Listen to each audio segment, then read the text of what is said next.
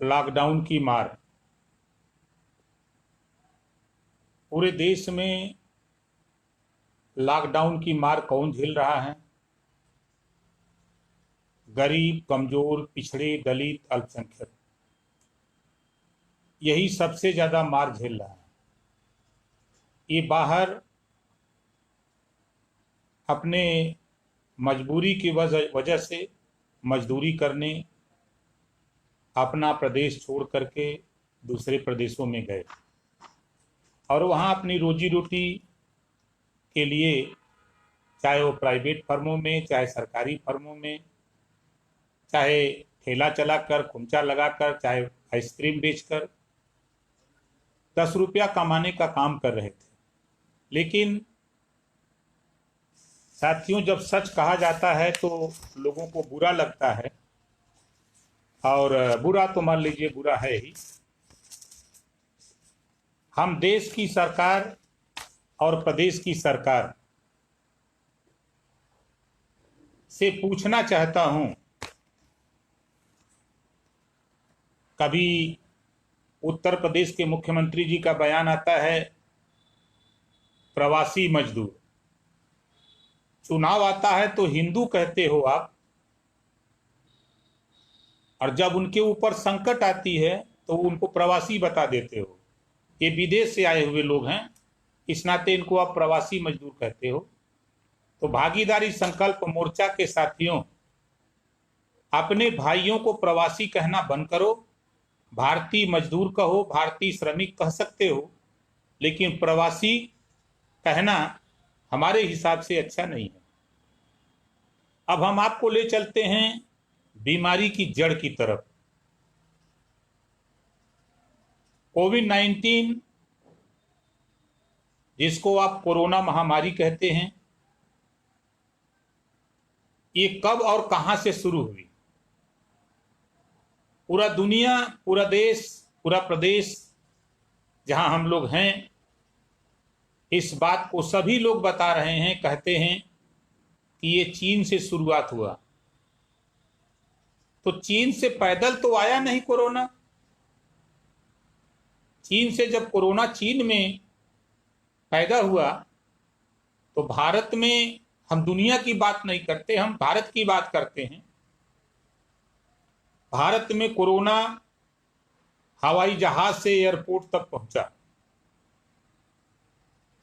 और एयरपोर्ट पर जब पहुंचा तो पूरे देश में लगभग 20 अंतरराष्ट्रीय हवाई अड्डे हैं। तो जब 20 अंतरराष्ट्रीय हवाई अड्डों पर उड़ाने आने जाने का काम विदेशों से शुरू हुआ, हमारे देश में जनवरी महीने में ही पेशेंट मिल गया। ये पूरा देश कह रहा है कि जनवरी में भारत में कोरोना पेशेंट मिला। तो फिर जब कोरोना पेशेंट मिला तो 15 जनवरी से लेकर 23 मार्च तक पूरे देश में 78 लाख लोग जहाजों से भारत में आए, और जिसमें मात्र 26 लाख लगभग लोगों की स्क्रीनिंग हुई, और 62 लाख लोग पूरे देश में कोरोना फैलाने का काम आज भी कर रहे हैं। बदनाम कौन हो रहा है? आज प्रवासी मजदूर को बदनाम कर रहे हैं। कल किसको बदनाम करते थे?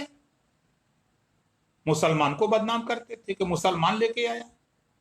ये मुसलमान लेके नहीं आया, ये जहाजों से अमीरों द्वारा लाया गया कोरोना है। एयरपोर्ट की जिम्मेदारी किसकी होती है? किसके अधीन एयरपोर्ट है? वो केंद्र सरकार के अधीन है। तो केंद्र सरकार ने जब ये जान गई है कि कोरोना भारत में जनवरी में ही पेशेंट मिल गया, तो फिर हम देशवासियों से पूछना चाहते हैं, उन अंधभक्तों से भी पूछना चाहता हूं जो भारतीय झूठ पार्टी का बाजा बजाने वाले पिछड़े दलित अल्पसंख्यक हैं। जब पूरे देश में 20 इंटरनेशनल एयरपोर्ट है, अंतरराष्ट्रीय हवाई अड्डा है, तो 20 अंतरराष्ट्रीय एयरपोर्ट को, हवाई अड्डे को लॉकडाउन करना चाहिए कि पूरे देश को लॉकडाउन करना चाहिए? आसान कौन था? पूरे देश को लॉकडाउन में झोंकने की जरूरत थी कि 20 अंतरराष्ट्रीय एयरपोर्ट को लॉकडाउन कर दिया गया होता तो आज भारत में ये गरीब, मजदूर, किसान, दलित, पिछड़े, अल्पसंख्यक के साथ अन्याय, अत्याचार, जुल्म जाति नहीं होता। लेकिन सरकार, केंद्र और प्रदेश सरकार की नीयत फरवरी में अमेरिका के राष्ट्रपति डोनाल्ड ट्रंप के स्वागत में लाखों भारतीय मजदूरों को इकट्ठा करके अहमदाबाद में आपने नमस्ते ट्रंप के नाम से उनका स्वागत किया। वहीं से कोरोना शुरू होता है, तेजी से पांव पसारना। मेरी बात अगर गलत हो तो गुजरात हाई कोर्ट ने अहमदाबाद के सिविल हॉस्पिटल को काल कोठरी, श्मशान घाट बता दिया। जो पूरे एशिया का सबसे बड़ा हॉस्पिटल, जो देश के हमारे प्रधानमंत्री जी उसका उद्घाटन करते समय उन्होंने कहा था कि ये पूरे एशिया का सबसे सुसज्जित हॉस्पिटल होगा। लेकिन आज जिस जगह से हमारे देश के गृह मंत्री चुनाव जीते हैं, अहमदाबाद, उसी जगह डोनाल्ड ट्रंप का स्वागत हुआ था। और आज पूरे भारत में, ये तो मीडिया के लोग दलाली करते हैं भारतीय जनता पार्टी का, दुनिया में भारत की बात हम करें, भारत में सबसे ज्यादा कोरोना के पेशेंट अगर मर रहे हैं, सबसे ज्यादा पेशेंट हैं, तो वो गुजरात में हैं, सूरत और अहमदाबाद में हैं, जहां डोनाल्ड ट्रंप आए थे। जब सरकार को 20 एयरपोर्ट बंद करने की जरूरत थी तो डोनाल्ड ट्रंप को बुलाने की आवश्यकता क्या थी? इस नाते साफ साफ जाहिर हो रहा है कि केंद्र सरकार ने समय रहते हुए कदम नहीं उठाया। अगर कदम उठाया होता, 20 एयरपोर्ट मात्र था, 20 एयरपोर्ट पर लॉकडाउन कर दिए होते तो आज भारत में ये स्थिति देखने को नहीं मिलती। खैर, अब तो जो करना था केंद्र सरकार की, जो मंशा है, नीयत है, वो अपना कर लिए। लॉकडाउन होता है, हमको पीपीई किट, मास्क, जो उपकरण है उसको उपलब्ध कराने की जरूरत अस्पतालों में है। तो केंद्र की सरकार मध्य प्रदेश में कांग्रेस की सरकार गिराने में लगी हुई थी, विधायक खरीदने में लगी थी। उनको कोविड-19 कोरोना महामारी की चिंता नहीं थी, उनको चिंता सिर्फ इस बात की थी कि मध्य प्रदेश में कांग्रेस की सरकार गिराकर हम अपनी सरकार बना लें। दुनिया मरे चाहे जिए, भारत के गरीब, कमजोर, पिछड़े, दलित, अल्पसंख्यक मरे चाहे जिए, हमको तो सिर्फ देश में, प्रदेश में भारतीय जनता पार्टी की सरकार चाहिए। ये इनका लक्ष्य। इस लक्ष्य का शिकार कौन होता है? भारतीय मजदूर, जो अपने अपने गांव से रोजी रोटी की तलाश में दूसरे स्टेटों में काम करने गया। अब बड़े बड़े दावे ये लोग कर रहे हैं, हम तो समझ नहीं पा रहे हैं। हम शुरू करते हैं रेल मंत्रालय से। जिस तरह का भाषण देश के प्रधानमंत्री जी 2014 के पहले, देश के गृह मंत्री जी 2014 के पहले भाषण दिए हैं, और आज ठीक वही काम बीजेपी कर रही है। आज भारतीय मजदूरों के साथ हो क्या रहा है? ट्रेन चलती है बॉम्बे से सीवान के लिए, 2 दिन का सफर 9 दिन ट्रेन घूम रही है। ट्रेन में हमारे भारतीय मजदूर बच्चे पानी के लिए तड़स रहे हैं, भोजन के लिए परेशान हैं। कोई राशन देने को तैयार, भोजन देने को तैयार नहीं, पानी देने को तैयार नहीं। और माननीय रेल मंत्री जी ये टीवी पर आकर के इतना लच्छेदार भारतीय झूठ पार्टी का जुमला बोलते हैं कि हमने ट्रेन में पानी और भोजन की व्यवस्था करा दिया।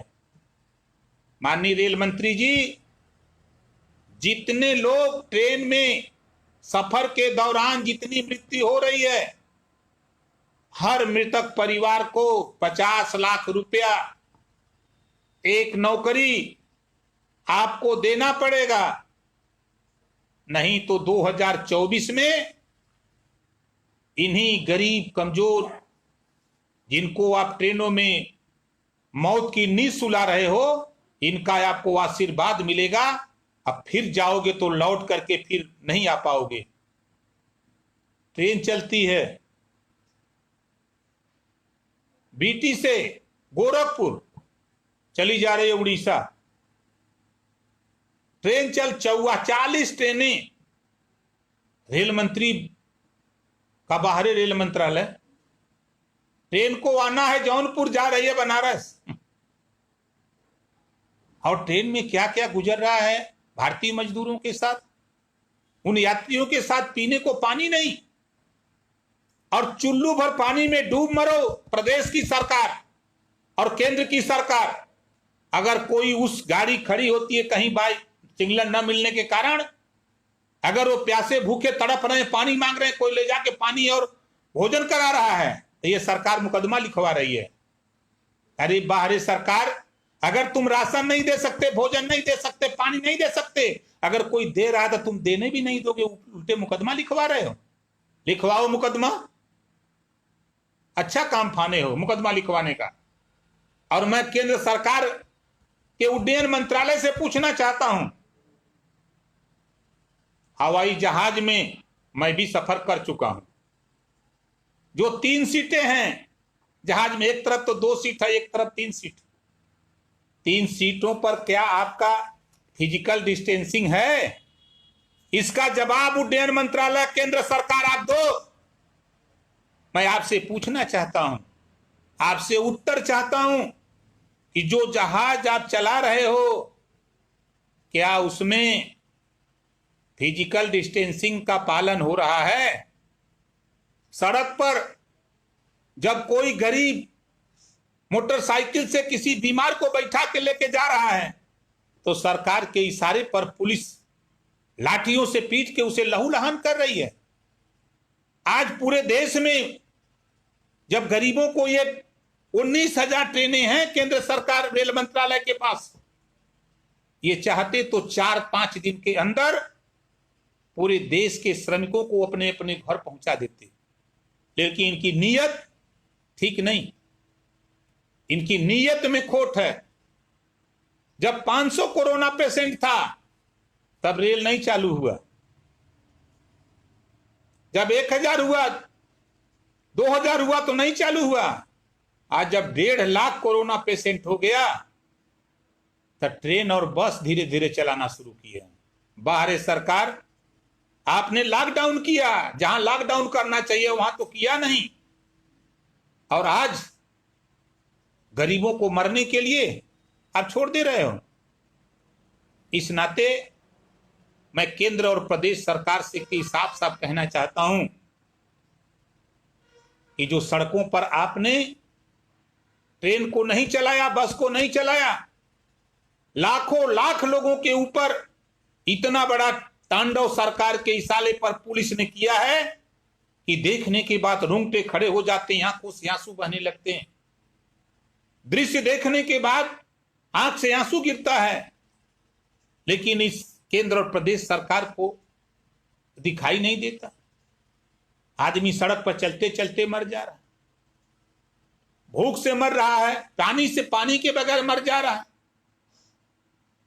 अब उसके बाद जब उससे निजात मिली तो अभी ट्रेन पूरे देश में घुमा घुमा के मारना शुरू कर रहे हैं। इतना भी नहीं है कि ट्रेन रूट पे चल रही है, बाहरी रेल मंत्रालय और माननीय मुख्यमंत्री उत्तर प्रदेश, मैं आपसे कहना चाहता हूं कि आज पूरे उत्तर प्रदेश में जंगल राज हो गया है। चाहे प्रतापगढ़ की घटना हो, चाहे गोंडा की घटना हो, चाहे मुजफ्फरनगर की घटना हो, चाहे संभल की घटना हो, चाहे अयोध्या की घटना हो, उत्तर प्रदेश के 75 जिले में पिछड़े दलित अल्पसंख्यक के साथ बड़े पैमाने पर हत्याएं हो रही हैं, जुल्म जाती हो रहे हैं। जिस तरह सत्ता के गरूर में आप बैठे हो, 69,000 शिक्षकों की भर्ती में घोटाला हुआ, आप कर क्या रहे हो? पिछड़े दलितों का हिस्सा मार करने के बैठे हो। थाने पर जाओ, जब गरीब पिछड़ा थाने पर जा रहा है, ये दलित अल्पसंख्यक थाने पर जा रहा है, तो थाने पर बैठे हुए तेरी जाति के लोग, दावे से कहता हूं, तेरी जाति के लोग गाली दे के भगा रहे हैं। नहीं, अभी आज का घटना है, आप अपने प्रतापगढ़ के यशों का सुन लो, ऑडियो देख लो, समझ में बात आ जाएगी आपको। आए दिन गाली दे दे के भगाया जा रहा है। भ्रष्टाचार तेरे 95 विभाग में चरम सीमा पर है। उठा के देखो, अभी तेरे कृषि मंत्री का कई करोड़ रुपए का घोटाला मिट्टी के जांच का आया है। आ गया, कार्रवाई नहीं आप कर सकते, इस नाते कि आपकी सरकार है ना, आप नहीं कार्रवाई करोगे। जांच आ गई है, रिपोर्ट, मिट्टी के जांच में इतना बड़ा घोटाला, शिक्षा क्षेत्र में 69,000 भर्ती में घोटाला। ये क्या हो रहा है? उत्तर प्रदेश में जंगल राज कायम हो गया है। जहां देखो तहां आए दिन हत्या का दौर पिछड़े दलित अल्पसंख्यक शिकार हो रहा है। ऐसी स्थिति में तो आपको त्याग पत्र दे देना चाहिए कि अब आपसे नहीं संभल रहा है। बयान देते हो आप, मुख्यमंत्री जी, 300 करोड़ लोगों को हम मनरेगा में काम देंगे। वाह! उत्तर प्रदेश की आबादी 23 करोड़, देश की आबादी 130 करोड़, और न्यूज 18 पर आप बयान दे रहे हो कि हम 300 करोड़ लोगों को मनरेगा में काम देंगे।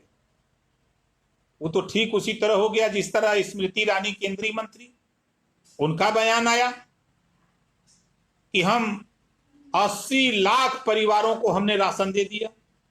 अगर एक परिवार में 4 ही आदमी जोड़ लिया जाए तो 8 चौके 32, 320 करोड़ लोगों को राशन स्मृति ईरानी ने। दुनिया में अगर झूठ बोलने में माहिर कोई है तो भारतीय जनता पार्टी के मिनिस्टर और नेता है। उसका सबूत मैं आपको देता हूं, क्योंकि हमारी बात थोड़ी नागवार लगती होगी, कुछ हमारे भारतीय जनता पार्टी के अंधभक्त हैं बेचारे, वो सोचते होंगे कि ये नेता खाली भारतीय जनता पार्टी के शिकायतें करता है। तो हम आपको उसका झूठ का प्रमाण देते हैं। जरा देखो क्या है तेरा खेल, अपने खेल को खाली देखो, आपको समझ में आ जाएगा कि ओम प्रकाश राजभर क्या बोल रहा है। देखो, न्यूज 18 पे चली है, ये स्मृति ईरानी का बयान है, ध्यान से देख लो। ये स्मृति ईरानी का बयान है कि 80 लाख परिवारों को इन्होंने राशन दिया है, पहुंचाया है।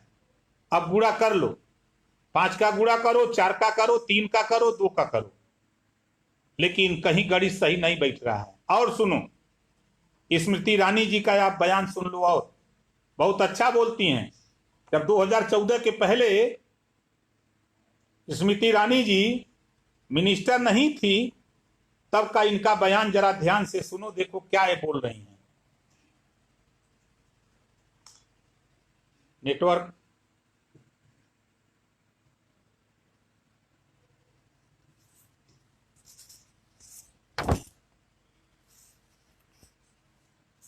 नेटवर्क का प्रॉब्लम, और मैं कहना चाहूंगा, देखिए यहाँ हमें नेटवर्क आ गया, जरा सुन लीजिए।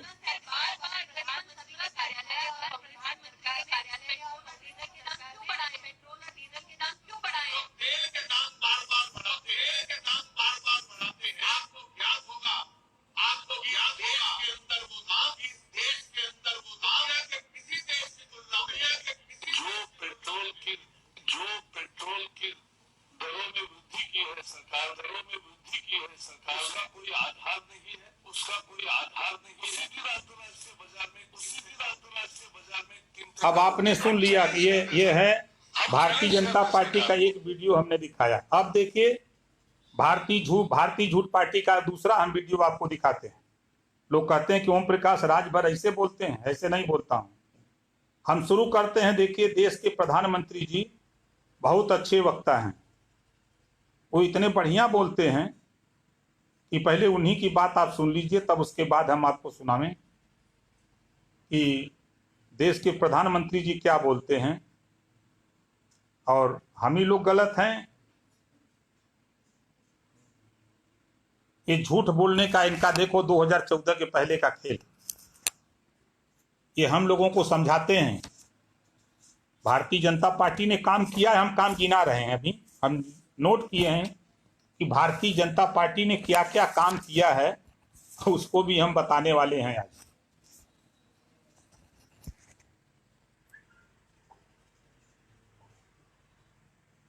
नेटवर्क का प्रॉब्लम है, तब तक हम शुरू करते हैं, फिर नेटवर्क आ जाएगा तो हम दिखा देंगे आपको। बीजेपी भारतीय झूठ पार्टी, देखिए अभी मैंने जिक्र किया 69,000 शिक्षक भर्ती घोटाला, ये पास है घोटाले में। नंबर 1, भारत को जाति जाति में बांटने के पास है बीजेपी भारतीय झूठ पार्टी। गरीबों से टैक्स लेकर अमीरों का लोन 6 साल में 6,60,000 करोड़ कर्ज माफ करने में पास है। अब माफ किसका किसका हुआ है इसको भी आप जान लो, इसके विषय में भी जानकारी आप लोगों को रखना चाहिए। माफ होता है कर्जा किसका? Jain infra private limited 1,073 crore. एक गृह मंत्री जी के बेटे हैं, अमित शाह जी के बेटे हैं जय शाह जी। अब देखो शराब पे, देखो सुन लो प्रधानमंत्री जी का शराब पर। उत्तर प्रदेश की अच्छी सेहत के लिए शराब से बचना चाहिए कि नहीं बचना चाहिए? अच्छे भारत के भविष्य के लिए शराब से बचना चाहिए कि नहीं बचना चाहिए? सुन लिया? सेहत के लिए शराब से बचना चाहिए कि नहीं बचना चाहिए? उत्तर प्रदेश की अच्छी सेहत के लिए शराब से बचना चाहिए कि नहीं बचना चाहिए? आप देखिए, अब ये तो आपने सुन लिया। अब हम आपसे पूछना चाहते हैं कि लॉकडाउन 40 दिन हमारे पुलिस विभाग और स्वास्थ्य विभाग और पूरा महकमा मेहनत करके लॉकडाउन में कोरोना को रोकने की कवायद, आप लोगों की नाकामी के बाद भी इन लोगों ने बड़ी मेहनत किया कोरोना को रोकने के लिए। आपके इशारे पर लाखों लाख मजदूरों के मार करके सर फोड़ा, हाथ तोड़ा, चूतर लाल किया। आपके कहने पर कोरोना जैसी महामारी में शराब का ठेका किसने खोला? हमारे भारतीय झूठ पार्टी के अंधभक्तों को बुरा लगता होगा। शराब का ठेका किसने खोला? अभी आपको प्रधानमंत्री जी का भाषण में सुना रहा था। शराब का ठेका पूरे देश में अगर खोलवाने का काम किया तो देश के प्रधानमंत्री नरेंद्र मोदी जी ने किया। और दूसरा आप सुनो, दूसरा जो एक तो चंदन तस्कर, दूसरे हैं एक चंदन तस्कर जिनको आप बाबा रामदेव कहते हो, चंदन तस्कर है महाराज। इनका कर्जा 2,212 करोड़ माफ होता है। और आप इनकी बात सुन लो जरा ध्यान से, देखो ये क्या बोलते हैं। कानून के मुताबिक विदेशों में सिर्फ कम गुणवत्ता वाली यानी सी ग्रेड। हम इनकी भी भाषा आपको सुनाते हैं।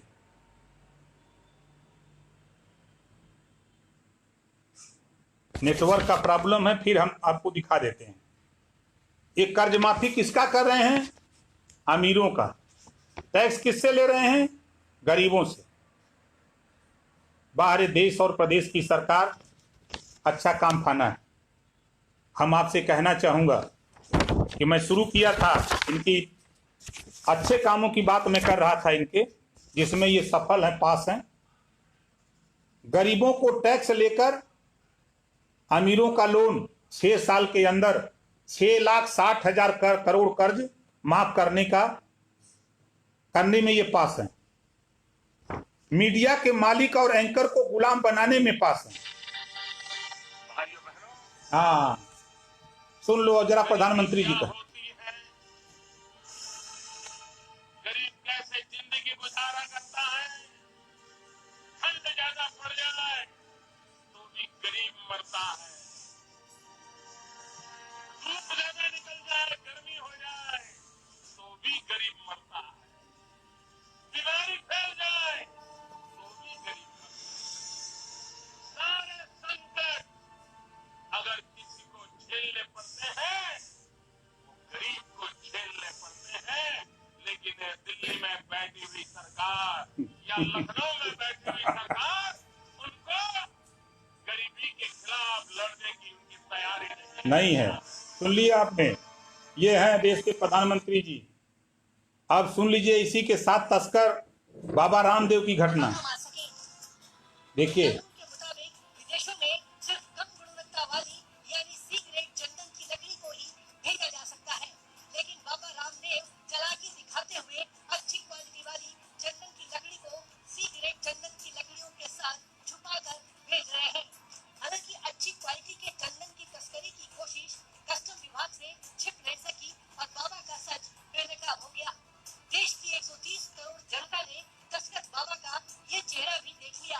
कभी वीरप्पन जैसे तस्कर इस लकड़ी की तस्करी किया करते थे, अब इस कतार में बाबा रामदेव भी शामिल हो गए हैं। बाबा के पास से जो 50 टन चंदन बरामद हुआ है, उसकी अनुमानित कीमत 5,000 रुपए प्रति किलो के हिसाब से 22 करोड़ 67 लाख से ज्यादा बैठती है। कस्टम विभाग ने बाबा रामदेव की कंपनी के पास से जो चंदन बरामद की है, इससे बाबा रामदेव की पोल खुल गई है। स्वदेशी के नाम पर दूसरी कंपनियों की बुराई करने वाले बाबा का असली मकसद क्या है, ये दुनिया ने जान लिया है। तस्करी कर देश का बहुमूल्य चंदन चीन भेजने की कोशिश करते पकड़े गए बाबा रामदेव का दरअसल देश के स्वाभिमान काला धन वापस लाने के आंदोलन से कोई मतलब नहीं। ये बातें महज छलावा है। बाबा इस आड़ में अपना धंधा चमकाना चाहते हैं। सुन लिया है आप लोगों ने ना, ये है बाबा रामदेव। तस्करी कर रहे हैं। ये अब बाबा रामदेव की घटना को आपने सुन लिया। अब हम आपको सुनाते हैं। देखिए, देश के गृह मंत्री जी जो हम समझा रहे हैं पास हैं, ये लोग जनता द्वारा चुनी हुई सरकार को गिराने और विधायक को खरीदने में ये लोग पास हैं। मीडिया के मालिक और एंकर को गुलाम बनाने में पास हैं और झूठ बोलने में पास हैं। देश को बेचने में railway, airport, air India, bank सहित 44 विभाग बेचने में पास हैं। बेरोजगारी पैदा करने, गरीबी पैदा करने, नौकरी छीनने में यह सरकार पास है। अब देखिए झूठ क्या है इनका, ये तेल कहाँ है। अब देखिए, हम आपको शुरू करते हैं देश के गृह मंत्री जी का भी सुन लीजिए आप लोग, नहीं तो कहेंगे कि राजभर जी तो झूठ बोलते हैं। गृह मंत्री जी का भाषण सुनो, अब आप झूठ ले आते हैं आपको। नोटबंदी में फेल, जीएसटी में फेल, रोजगार देने में फेल, महंगाई रोकने में फेल, भारतीय मजदूरों को घर पहुंचाने में फेल, लॉकडाउन में ट्रेन चलाने में फेल, जीडीपी रोकने में फेल, कोविड-19 जिसको कोरोना महामारी कहते हो उसको रोकने में फेल। ये इसके माहिर लोग हैं और इसका सबूत मैं आपको दे रहा हूं कि बीजेपी भारतीय झूठ पार्टी। नेटवर्क का प्रॉब्लम है थोड़ा यहाँ। आप सुनिए, आ गए हैं माननीय गृह मंत्री जी की बात सुन लीजिए। नेटवर्क क्यों नहीं काम कर रहा?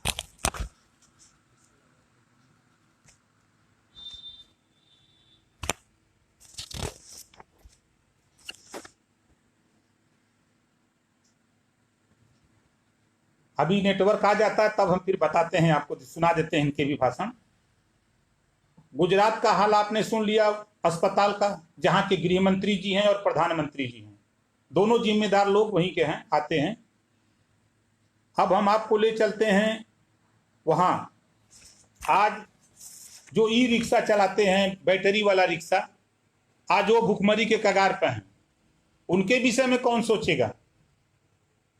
जो विदेशों में फंसे हुए अमीर लोग हैं उनके विषय में तो आप सोच रहे हो, लेकिन उनके विषय में कौन सोचेगा? उनके विषय में भी जरा ध्यान करो ताकि उनकी भी रोजी रोटी चल सके।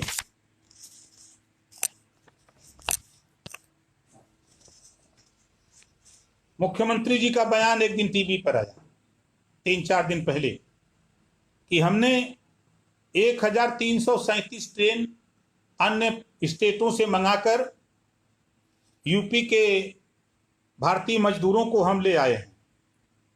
अब कितना ले आए हैं? कभी 30 लाख बयान देते हैं तो कभी 25 लाख। अगर 1337 ट्रेन आई है, 1000 के भी हिसाब से अगर जोड़ा जाए तो 13,37,000 होता है। अगर 1200 के हिसाब से जोड़ा जाए तो 18,440 होता है। और आप बता रहे हो ये जो पैदल आए हैं, अपने ट्रकों से किराया दे के आए हैं, बस करके आए हैं, टेम्पू से आए हैं, साइकिल से आए हैं, पैदल बेचारे आए हैं, ये सब जोड़ करके आप बता रहे हो मुख्यमंत्री महोदय? आपके प्रमुख सचिव गृह जब आते हैं तो वो अपना पट से हाली हाली बता देते हैं जो उनको नोट करा दिया जाता है। आंकड़ा भी तो कम से कम सही, चाहे केंद्रीय मंत्री हों और चाहे प्रदेश के लोग हों, सही आंकड़ा तो कम से कम दिया करिए ताकि कोई कमेंट न कर सके आप लोगों के ऊपर। और मैं आप मनरेगा पर बहुत घमंड है मुख्यमंत्री और प्रधानमंत्री को। कल तक तो कांग्रेस को दोष दे रहे थे आप लोग ना, और आज मनरेगा में गांव में क्या हाल है? बैंक में पासबुक बनता है तो जो पासबुक का मालिक होता है, जिसके नाम से खाता खुलता, पासबुक जिसके नाम से होता है, उसका सारा डिटेल उसके पासबुक में चढ़ता है। हम देश के प्रधानमंत्री और उत्तर प्रदेश के मुख्यमंत्री से पूछना चाहता हूं कि मनरेगा में काम करने वाले जितने भी मजदूर हैं उनको जॉब कार्ड बना है, किसी एक गांव का जॉब कार्ड उठा लो और उनमें देख लो कितनी हाजिरी लगी है। जिनके पास स्कॉर्पियो है उनका नाम मनरेगा में, जिनके पास बुलेट है उनका नाम मनरेगा में, जिनके मकान पक्के हैं, जिनके पास 10 बीघा जमीन है, बगीचा है, ट्रैक्टर है, उनके नाम मनरेगा में, उनके नाम से खाते खुले हैं। एक गांव चेक करा लो, दूध का दूध पानी का पानी पूरा प्रदेश में हो जाएगा। लेकिन आप ऐसा नहीं करोगे। इस नाते क्योंकि आप गरीबों का नहीं, आप अमीरों का भला चाहते हो, इस नाते जो है हम आपसे कहना चाहूंगा कि नरेगा मजदूरों की समस्याएं बड़ी तेजी से बढ़ती जा रही हैं। इस समस्या के निदान के लिए आप एक टीम गठित करके अपने उत्तर प्रदेश में खाली 10 गांव चिन्हित करके, आप चाहे गोरखपुर हो, चाहे बलिया हो, चाहे बनारस हो, चाहे इलाहाबाद, इन्हीं में से कोई गांव 10 तो चेक कर लीजिए, आपको मालूम हो जाएगा कि मनरेगा का खेल क्या हो रहा है। घास छील छील करके 4 आदमी घास छील रहे हैं, 40 आदमी का पैसा निकल रहा है। ये हाल है आपके प्रदेश में। हम चूंकि बोलते हैं तो आप लोगों को बुरा लगता है कि ये क्यों बोलते हैं ऐसा। इस नाते हम आपसे कहना चाहता हूं, माननीय मुख्यमंत्री उत्तर प्रदेश से और देश के प्रधानमंत्री जी से, कि अमीरों का तो कर्जा आपने माफ किया, अमीरों का तो कर्जा आपने माफ किया, अच्छा किया, लेकिन गरीबों का कर्जा कब माफ होगा? गरीबों का कर्जा कब माफ होगा? आप देखिए, देश के गृह मंत्री का झूठ का बयान आपके सामने पेश करता हूं।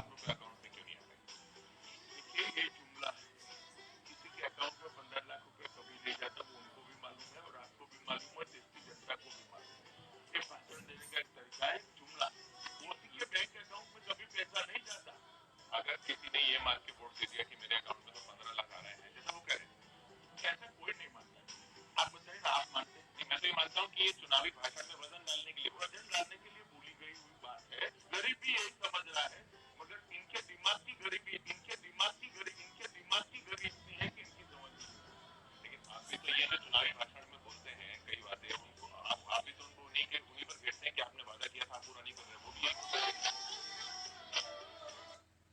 सुन लिया। देश के गृह मंत्री का ये था। देश के गृह मंत्री जी के भाषण को आपने सुन लिया कि गरीबों के दिमाग नहीं है, सोचने की क्षमता नहीं है। उनको जो समझा दो, हिंदू बता दो हिंदू बन जाएंगे, मुसलमान कह दो मुसलमान बन जाएंगे, ईसाई बता दो ईसाई बन जाएंगे, ये जो चाहें सो करा दें।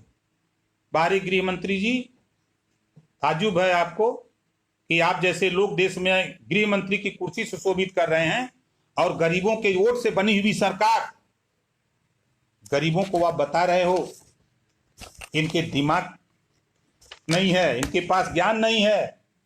इनको ज्ञान और दिमाग कौन देगा? अब सुनिए, फिर गृह मंत्री का बयान सुन लीजिए। झूठ के आधार पर चले। ये झूठ का पर्दाफाश करने के लिए आज आपको यहाँ पर बुलाया कि एक सरकार देश में ऐसी चल रही है जो केवल झूठ और झूठ के आधार पर चले। सुन लिया आप लोगों ने ना? ये हैं आपके देश के गृह मंत्री जी। अब हम आपको ले आते हैं अपने काम पर, हम आपको ले आते हैं अपने काम पर। और हम बहुत कुछ नहीं कहना चाहता हूं, हम सिर्फ इतना कहना चाहता हूं कि आज मनरेगा की आप जांच करा लो। जो राशन कार्ड गांव में है, उन राशन कार्ड आप शुरू करने जा रहे हो कि one nation one ration card, एक देश एक राशन कार्ड। मैं पूछना चाहता हूं देश की सरकार से, आपने नारा दिया था कि वन नेशन वन टैक्स, एक देश और एक टैक्स होगा, तो फिर पेट्रोल डीजल पे टैक्स क्यों नहीं?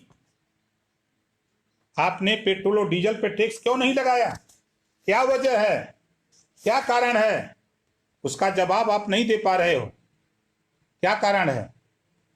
और राशन कार्ड एक करने से पहले अपने प्रदेश में 10 गांव चिन्हित कर लो और वहां पता कर लो। आपको मालूम हो जाएगा कि 40 से 50% फर्जी राशन कार्ड बने हुए हैं। जो बड़े बड़े जमींदार हैं उनके नाम से वो राशन कार्ड बने हुए हैं, लेकिन कोई बोल नहीं पा रहा है, कोई कह नहीं पा रहा है। गरीब बोलता है तो उसको लाठियों से पीटा जाता है। राशन कार्ड की दुकान पे जाके अगर बोल देगा तो उसको लाठियों से मारा जाएगा। इस नाते वो बेचारा बोलता नहीं है। इस नाते हम आपसे कहना चाहता हूं कि भाई देखिए, आप लोग विचार करिए और अध्ययन करिए। हम उत्तर प्रदेश के मुख्यमंत्री महोदय आपसे ये कहना चाहता हूं कि लॉकडाउन के दौरान कोई काम किसी को नहीं मिला। आप एक काम करो, जिस तरह आप लोगों ने अमीरों का कर्जा माफ किया है अभी तत्काल 68,000 करोड़, उसी तरह आप उत्तर प्रदेश में बिजली का बिल माफ कर दो। उत्तर प्रदेश में जब तक आप लॉकडाउन चला रहे हो, काम नहीं दे रहे हो, तब तक बिजली का बिल माफ करो। और जो नौजवान किसान काम के लिए, रोजगार के लिए, खेती के लिए लोन लिया है, उसका कर्जा माफ करो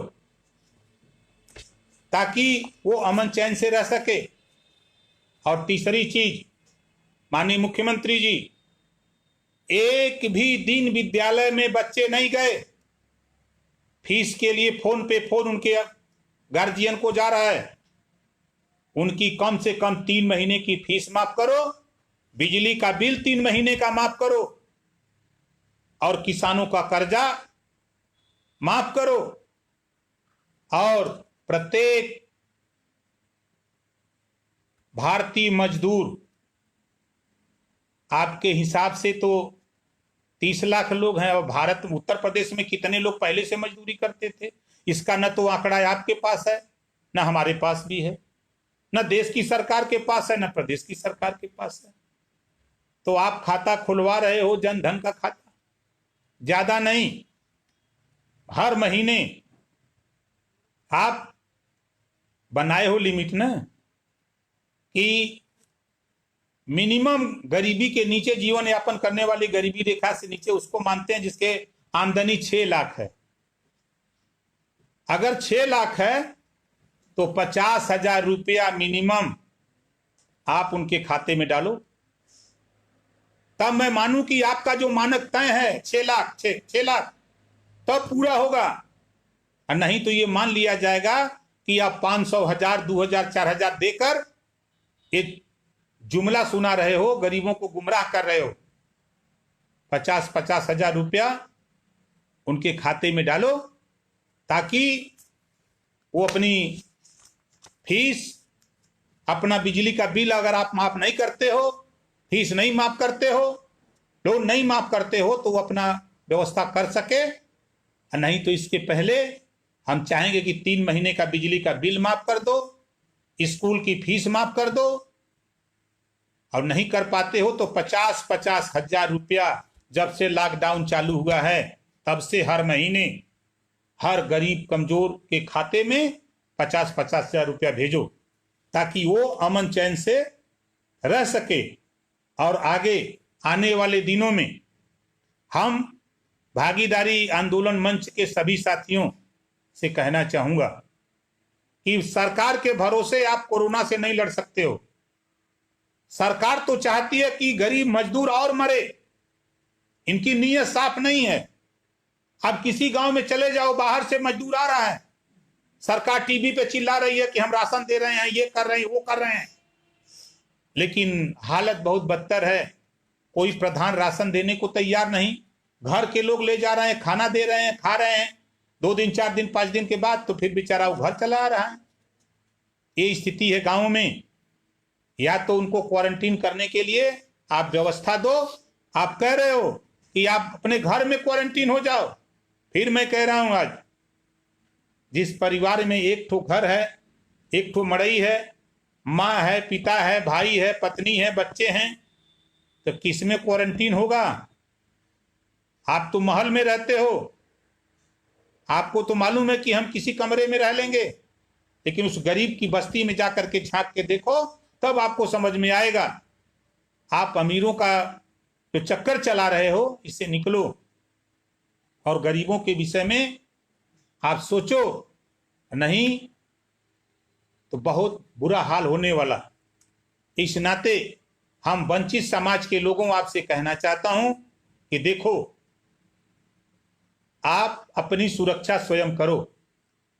प्रधानमंत्री ने कह दिया कि अब आत्मनिर्भर बनो, हमारे भरोसे मत रहो, जब चुनाव आएगा तब हम आप पर भरोसा करेंगे। इस समय आप अपने ऊपर आत्मनिर्भर बन करके आप कोरोना महामारी से निपटो, ये प्रधानमंत्री कह दिए हैं। और आप सरकार से उम्मीद लगाए हो कि हमको राशन देंगे, ये देंगे, वो देंगे, विश्वास मत करना। जब एशिया का नंबर 1 का hospital, civil hospital Gujarat Ahmedabad में 11 घंटे वहां का स्वास्थ्य टीम हड़ताल पे निकल जाती है, जब उसको वहां उपकरण नहीं दे पा रहे हैं देश के प्रधानमंत्री और गृह मंत्री अपने क्षेत्र में, अपने प्रदेश में, तो ले आएंगे आपको उत्तर प्रदेश में देने के लिए। ये खाली जुमला इनका सुनिए। मुख्यमंत्री जी जाएंगे अयोध्या में, उद्घाटन करेंगे मंदिर का लॉकडाउन में, उनके ऊपर मुकदमा नहीं होगा। शिवराज सिंह चौहान मुख्यमंत्री मध्य प्रदेश, वो मीटिंग करेंगे, 200 लोगों को ज्वाइन कराएंगे कांग्रेस से, उनके खिलाफ मुकदमा नहीं होगा। दिल्ली का प्रदेश अध्यक्ष भाजपा का, वो हरियाणा चला जाएगा, क्रिकेट खेलेगा और 100 लोगों की टीम लेकर के बिना मास्क का घूमेगा, उस पर मुकदमा नहीं होगा। लेकिन कोई सही बात बोलेगा तो उसके खिलाफ मुकदमा करो मुकदमा, कोई दिक्कत नहीं। लेकिन इतना सोच लेना कि भागीदारी संकल्प मोर्चा अब तेरे खिलाफ हम लोग अभियान बना रहे हैं, शुरू करने वाले। हम सभी साथियों से कहना चाहूंगा कि आप अपने अपने घरों में रहो, काम से बाहर निकलो, जो भी आपके पास गमछा हो, रुमाल हो, मास्क हो, उसको मुंह पे ढक करके आप निकलो, जाओ और काम करके फिर अपने घर चले आओ। सरकार से बहुत उम्मीद मत रखो, अपनी सुरक्षा स्वयं करो, तभी आपका भलाई है। इस सरकार से कोई उम्मीद मत करो। हम तो इस सरकार में रह करके देख लिए, 403 विधायक हैं और 403 विधायक में 402 विधायकों को लखनऊ में रहने का आवास दिया गया, अलॉट किया गया है, और ओम प्रकाश राजभर को आज साल भर के ऊपर हो गया, अभी तक ये सरकार हमको लखनऊ में विधायक की है जो नियमावली है, हर विधायक को आवास, आज तक मुझे आवास तक नहीं दे पाई है भारतीय जनता पार्टी की सरकार यूपी की। और इससे बड़ा सबूत हम आपको क्या दें कि जो मेरा अधिकार है उसको भी ये नहीं दे पा रहे हैं। 402 विधायकों को तो दे रखा है इन्होंने, लेकिन ओम प्रकाश से चिढ़ क्यों है? क्योंकि ओम प्रकाश राजभर सही बोलता है, इनकी गलत नीतियों का विरोध करता है, इस नाते ये सोचते हैं कि आवास दे देंगे तो ये लखनऊ रहने लगेगा, तो मीडिया के सामने बयान देगा, माननीय मुख्यमंत्री जी मेरा आवास आप अपने नाम अलाट कर लो, ले लो, उसमें अपना रहना रहो आप, या आप अपने किसी आदमी को रख दो, मत देना। लेकिन ये इतिहास होगा देश की आजादी के बाद कि ओम प्रकाश राजभर को उत्तर प्रदेश का मुख्यमंत्री रहने के लिए आवास विधायक ओम प्रकाश राजभर को नहीं दिया है, ये इतिहास है। तो साथियों, गुस्सा बहुत है, दर्द बहुत है। आज पूरे देश में मजदूरों की हालत को देख करके, टेलीफोन पे सुन करके आत्मा रो रही है। मैं मुख्यमंत्री जी आपसे कहना चाहूंगा कि हमारे 4 विधायक हैं हमारी पार्टी के, और चारों विधायकों की विधायक निधि 12 करोड़ होती है, और 12 करोड़ रुपए लगा करके बिना पैसे में आप ट्रेन से जिस भी स्टेट में मजदूर फंसा हुआ है, श्रमिक फंसा हुआ है, आप उसे बिना पैसे में आप ले आकर के आप उत्तर प्रदेश में पहुंचाने का काम करो। और 80 सांसद हैं हमारे, 80 सांसद हैं उत्तर प्रदेश में, उनसे पैसा ले लो उनकी निधि का। आपके 403 विधायक हैं, 402 विधायकों की भी और 403 विधायकों की निधि 1-1 लाख 1-1 करोड़ ले लो, और 1-1 करोड़ लो करके जो गरीब मजदूर बेचारे फंसे हैं, जिनके पास पैसा नहीं है, भोजन नहीं है, वो कैसे आएंगे? आप किराया मांग रहे हो। रेल मंत्रालय कह रहा है हम फ्री में ले जा रहे हैं, भोजन दे रहे हैं, पानी दे रहे हैं, और मर कहां से रहे हैं लोग? ऐसा दृश्य सामने आ रहा है साथियों। तो भागीदारी संकल्प मोर्चा के साथियों, फिर हम आपको 31 तारीख को इस सरकार के खिलाफ एक जंग का ऐलान करने जा रहे हैं। अब सीधी उंगली घी नहीं निकलेगा, अब हमको आपको तैयार होने की जरूरत है। और 31 तारीख को फिर हम आपको 11 बजे आपसे मिलेंगे फेसबुक लाइव के माध्यम से, और आपको अवगत कराएंगे अगली रणनीति के संबंध में। इसी बात के साथ हम उन सभी साथियों से पुनः कहूंगा कि जो साथी इस कार्यक्रम को देख रहे हैं वो ज्यादा से ज्यादा लोगों को शेयर करें, लोगों को बतावें सरकार की नीयत क्या है, सरकार चाहती क्या है, इस बात को बतावें। इसी बात के साथ नमो बुद्धाय, जय सुहेलदेव, जय भीम, जय भारत।